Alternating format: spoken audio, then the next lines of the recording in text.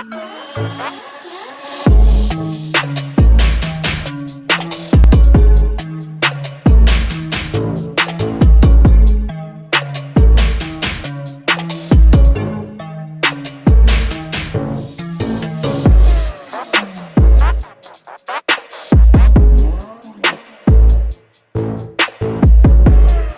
everyone, welcome to Kempner Sports. As you can see, super excited to have Trevor Caverly back live in person.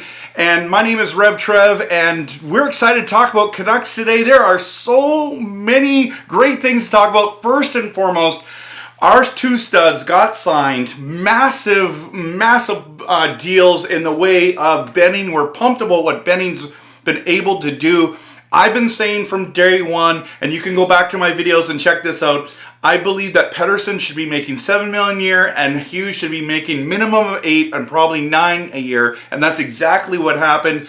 Pettersson gets $7.35 million over 3 years, and then Hughes gets that big contract, 6 years at $7.85. And so what do you think about those signings, Trev? Yeah, I mean, I think we're all happy. I mean, Canucks Nation, you know, we're funny online and on Twitter, and I'm not exactly the biggest optimist on Twitter, but I think you're not going into the season now with two guys that aren't going to join, two key guys to the team that aren't going to join, a distraction that's going to hold the team back, and then they come in late, and then who knows how well the team does as they come up to speed. We don't have to face any of that, which is great. You know, and then there's, you know, the typical stuff on Twitter where it's like, oh, Hughes is just going to leave us in 6 years because it's only 6 years. It's like, well, you can only sign him for 8 anyways, probably. And if he leaves us in 6 years to go to New Jersey with his brothers because we haven't done anything, well, good. Everyone should go to New Jersey by that point because this team's got probably a 3-year window. Like, that Petey contract is like, they've got to compete now. They've got to do stuff now. And I think Benning showed that he's willing to start making things happen with the off-season stuff that he did was pretty good. Yeah, 6 years later, Yes, I know. Yeah, the only year, in my opinion, he's done anything, probably to save his job, truthfully, because outside of this off-season, would he have a job after this year if they don't make playoffs? Probably not. Right. So. Yeah. No, I'm pumped about it. So I think that the Pettersson comments that he needs us to be competitive, that he wants to re-sign, those are legitimate. Like, he's not kidding. And but I do think we're going to be successful, and we have that young core that looks really good. Speaking of that young core, because I do think we got such great deals. Some of it was through the draft, and we got Höglander in the draft. We've gotten Petey, Demko, Hughes, all this kind of stuff. So I'm pumped about that. My question is, what about Podkolzin? I'm on the train. Like, I'm on the hype train. I believe in this kid. I've watched him when he played for Team Russia. I just was really impressed with his skill set. I think he comes into this Vancouver team and he does really well. And so I'm talking about year one, he's going to do well. I don't know if it's like 50 points well. I just know that he's not a sniper as much as he's a playmaker. He does still score goals, but it is what it is, right? I hope that he is not the 2021-2022 Nail Yakupov. I feel like that's who he's going to become. Oh, man. And I hope I'm wrong. But, like, we're talking about a guy that people are going like, oh, man, like, he could turn out. I'm like, yes. So everyone said the same thing about Yakupov, and he circled the drain for how many years? Right. Scored that one sweet goal versus LA where he slid down the ice like he won the cup, and everyone thought, oh, and this is it. He's going to come around. And then that was it. And then he went to St. Louis, and he doesn't even play in the NHL now. In the KHL, this kid played 68 games, had 19 points total. Nobody talked about him, which was completely different than when Petey played for the Swedish Elite League, where he was a superstar in that league. People were talking about him. So I'm worried. I hope he proves me wrong. He could. Yeah. He has the skills and the ability to do it, but I don't know. I don't know outside of a miracle. I don't know. No, it's not a miracle. Oh, maybe He's not a super miracle. skilled. Okay, yeah, you know. In fact, I'm telling you right now, this is my bold prediction. Podkolzin is better than Höglander. I'm telling you that right now. Not a chance. And they're both on our team, so it all works out great. The reason that I don't think that... Not a chance. What are you talking about? Höglander is phenomenal. He is a workhorse. I like him. Even in the bag skates. Like, the bag skates were such a disappointing thing to watch because, like, you know, you think Levy's another guy that we've been like, he's going to turn out. We got to give him time. He's a defenseman. He's not going to turn out. He's never going to turn out. We saw him live. We did see him live. And he was terrible. And he was terrible. In Penticton at the Young Stars game. He was okay. So, but if we stay with the forwards here, and we think about Podkolzin, like, okay, Hoglander's going to outscore him this year by at least 10 points. Okay, so Hoglander was drafted where? 24th? Was he like? Can't remember. We're talking Podkolzin could have got drafted 3rd, and he went 10th because he was in 2 years in the KHL. I'm just saying, I'm drinking the hype train here, guys. Like, this kid is super skilled, and so the even comments, and I appreciate you have different opinion than me, but to say like you hope so, or it's going to take a miracle, that's ridiculous. Yeah, I don't know that a miracle, but well, like that's what you said. It is what I said. This is what I will say: is the same year that we drafted Levy, we could have had Tkachuk. I know, but I was saying that. So this is what we wanted Tkachuk. So I think who would have you rather had than Podkolzin? I think next year we're going to be looking up that draft and we're going to be going like, who could we have had instead, and why does it hurt so much? No, I hope I'm wrong. Like, yes, I don't want to be right about when this. you drafted Petey, did you say, "Oh, this kid's super good"? Yes, absolutely. Oh. And here's the thing: is that when Petey was drafted, we had what's his face as a scout. Right, he was the Hackett or whatever his Jeff. Who they let him go. Yes. And like it was a topic I think last time we talked. Yes. Even. Yep. And then now we can't even remember his name. So he was. Sorry about that. I know that you'll be watching, and I just apologize on behalf of both of us. So. Yeah. But like the thing is that like there was a lot of hype around Petey, in a way different way, and there was a lot of hype around Tkachuk, and they passed him by to take Levy because we needed a defenseman. But it's like, he wasn't like, the hype wasn't the same. I think it was a huge mistake. It sucks. But anyways, all that to say. Okay, but at 10, there was all the other guys that you wanted. There's no one sitting there right now and we should have taken that guy.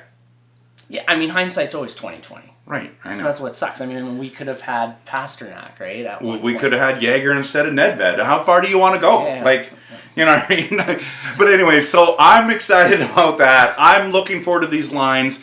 I would go JT Miller, Petey, and then Brock Besser. And on that second line, I would have some kind of combination of either Podkolzin, Hoglander, and then Horvat as the center, and then on the other side it's whoever. What's the other guy? Garland. I love Garland. Yeah. I think he's great. I think Pearson needs to play with Besser, or not with Besser, with Horvat. Right, that's what I just said. Oh, okay, I didn't. So I used two guys. So on that left wing, it's going to be Podkolzin or a Hoglander. I think it could be Podkolzin.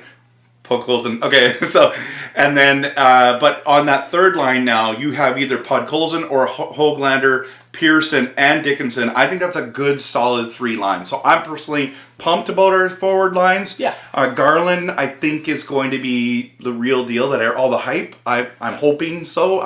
I didn't really watch him because I don't like the Coyotes. I was worried about the contract. I feel like yes. he wasn't worth what was getting paid for like, he didn't have the numbers to back up that kind of a contract. But I hope, again, this is another one where sometimes it sucks. I feel like as Canucks fans, we're always just hoping for people to turn out rather than we're getting people who we know have turned out. And it just seems like we're a team like that. But I will say, if Carolina has taught us anything, and they haven't, except this one thing, is that if a team gels together, and has something to prove, look at what they became. Ever since the Don Cherry comment, and I love Don Cherry, and when he called them a bunch of jerks, it's hilarious. But they just seemed to be a team that was like, no, we are something and worth it. And so who knows? Do I think they're gonna win their division? I don't.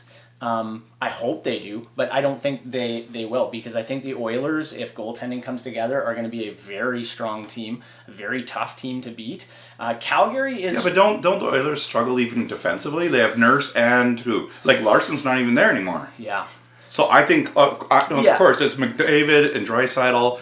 I don't think they're as good as everyone says they are, but I don't see them as much. You've seen them live. Yeah. So you might have a better perspective on that than me. I just think that offensively, and then if you get a good goalie, you can have kind of a struggling defensive core and still put up games. But the thing about Calgary that's scary too is Calgary has the potential for good goaltending. I think we all agree Markey is a good goalie. He's when awesome. He's hot, he's good. But then and they have the power to be an offensive team that's scary. But I think if Goudreau shows up, but he hasn't shown up in 3 years? I know, and that's so the worry in Canucks Nation with the Petey signing is we've signed Petey Right. And Petey has that potential to become what Gaudreau is now. Right. I think he's a way more skilled player than Gaudreau, and I'll fight anyone on that one. But I just think that same risk is there. I agree with you. Now he's got his money, he's got his contract, he needs to put on some weight. He needs to put on some muscle, and he needs to get tougher so that he doesn't get injured. Because that's like he's this small guy that. Man, how does St. Louis stay healthy all those years? Like, it's crazy, anyways. And even Thur and Fleury, right? Now they're small guys. Just beasts of guys. guys. They were really thick, right? So, but anyways, so I'm with you. I don't like how Calgary's formed their team. I don't think they have any good forwards anymore other than Tkachuk. Yeah. So what's Vegas and Edmonton are the real risk. And Vancouver, right? I think, is in that mix. But, I know that a lot of people saying, oh, yeah, you guys are a bunch of Canucks fans. Yeah. But look at the rest of that division. We're talking Anaheim, the Sharks.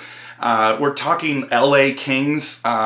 These are terrible teams. So hopefully we can continue to progress. And I also think goaltending Demko is way better than, I would say, all the goaltending in our division. He has the potential. If he shows up, he's the best goalie in the Pacific. Right. So it's exciting. It is exciting. So where do they finish then? I think they're going to finish second or third in our division, but that's just my take. I would like to say second, but I think Vegas is probably better. But you're not a big Vegas fan. I think Vegas has a good team, but I think they had Marc-Andre Fleury. Leonard is like hit and miss, and they fell back on Fleury last year. And without him, they weren't the same team. They're aging now. They're not the team they were when they came into the league. Right. And so I don't know what Vegas is going to look like this year. Are they going to be a good team? For sure, they're going to be a good team. But I think our division's a really toss in the air division. If some teams, if the Canucks get it together and gel as a team, they could be the first place team. Yeah, which would be amazing. But they could also be the last place team. Right, and then terrifying. Seattle's in our division too, and they don't look like what Vegas did. Yeah. So they look bad, but we'll see. Didn't they just lose 8-0 in preseason to the Oilers? I think they're terrible, but that's just my. So if you're a Seattle fan, you're terrible. Just saying. So you spend all that money on goaltending, you need scoring, just so you know. But anyways, we can say that as we struggled last year with scoring. So anyways, thanks so much for watching. Pumped that we're going to do a bunch more videos, and I hope you really like it. Please like, comment, subscribe. I love responding to people. Love that Trevor was able to be here. What an awesome opportunity to be live, different provinces, being able to be in the same room. So thanks, Trev, for being on the show. And as always, go Canucks, go.